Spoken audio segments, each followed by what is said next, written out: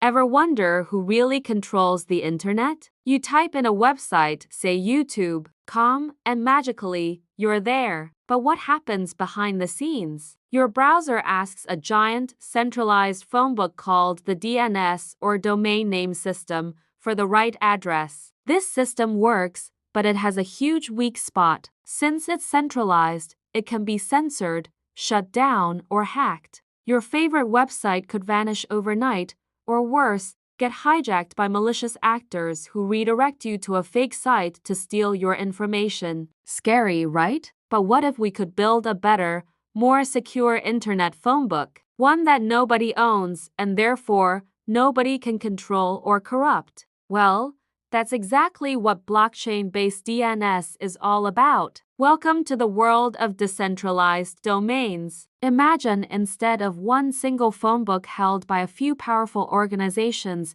the information is copied and spread across thousands of computers all over the world. This is the core idea of blockchain. When you store domain name records on a blockchain, they become part of an immutable public ledger. No single person, company, or government can secretly change or delete an entry. To hijack a domain, a hacker would need to take control of a massive portion of the network simultaneously, which is practically impossible. This is a game changer. It means true ownership of your digital identity. When you register a traditional .com domain, you're really just renting it. The registrar can take it away from you for a variety of reasons. With a decentralized domain, like one ending in ETH or SOL, you own it in your crypto wallet, just like you'd own a digital collectible or cryptocurrency. It's yours, and only you, with your private key,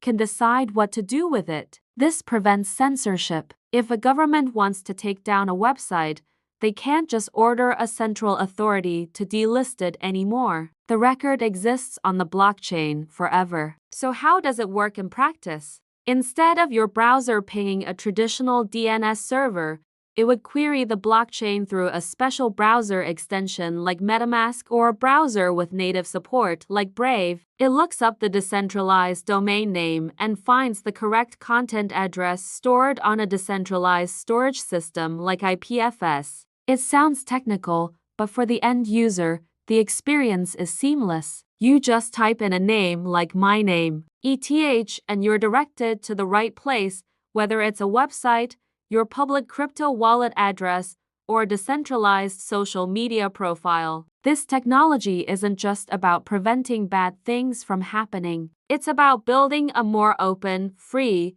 and user-centric internet. It puts power back into the hands of individuals. It's the foundation for Web3, an internet owned by the builders and users, orchestrated with tokens. We're moving from a rented web to an owned web. The days of worrying about your domain being stolen or your favorite site being blocked could soon be a thing of the past. It's a huge step towards a truly decentralized digital world. The future of online identity is being built right now, and it's decentralized. This isn't just a niche crypto thing. It's a fundamental upgrade to the internet's infrastructure. Thanks so much for watching. If you found this explanation helpful and are excited about the future of the web, hit that like button and be sure to subscribe for more deep dives into the technologies shaping our world. See you in the next one.